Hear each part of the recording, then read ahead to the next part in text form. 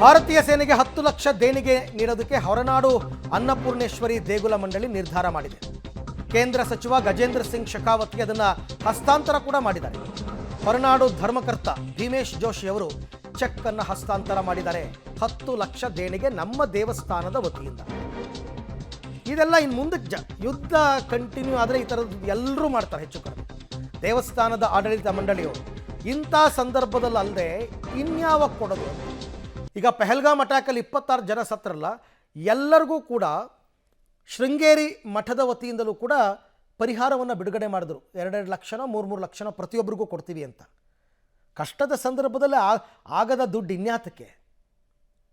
ಎಲ್ಲ ಸಂದರ್ಭ ನೋಡಿ, ನಿನ್ನೆ ಎಲ್ಲ ಮುಜರಾಯಿ ಇಲಾಖೆ ದೇವಸ್ಥಾನಗಳಲ್ಲಿ ಪೂಜೆ ಪುನಸ್ಕಾರಗಳು ಮಾಡಲಿಲ್ವಾ? ನಮ್ಮ ಸೈನಿಕರಿಗೆ ಒಳ್ಳೆಯದಾಗಲಿ ಅಂತ.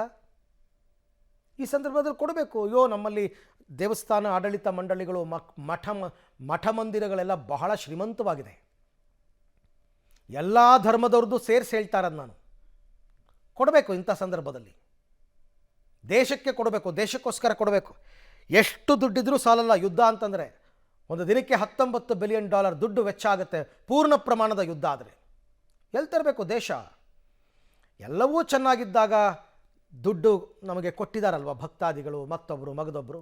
ಈಗ ಅದನ್ನು ದೇಶಕ್ಕೋಸ್ಕರ ಸಮರ್ಪಿಸೋಣ ಅನ್ನುವಂತಹ ಮನೋಭಾವಗಳು ಬಂದರೆ ನಮ್ಮ ದೇಶಕ್ಕೆ ಯಾರನ್ನ ಹೊಡೆಯೋಕ್ಕೂ ದೊಡ್ಡ ವಿಚಾರ ಅಲ್ವೇ ಅಲ್ಲ. ಪಾಕಿಸ್ತಾನ ಆಗಿರಲಿ, ಮತ್ತೊಂದು ದೇಶ ಆಗಿರಲಿ, 108 ದೇಶ ಬೆಂಬಲ ಕೊಡಲಿ, ಸೈನ್ಯದ ಜೊತೆ ಕೇಂದ್ರ ಸರ್ಕಾರದ ಜೊತೆ ನಾಗರಿಕರು ಬೆಂಬಲವಾಗಿ ನಿಲ್ಲಬೇಕು. ಇದೆಲ್ಲ ತುಂಬ ಬರ್ತಾ ಇದೆ ಬಿಡಿ, ಕಾರ್ಟೂನ್ಗಳೆಲ್ಲ ಇವಾಗ ಸಾಕಷ್ಟು.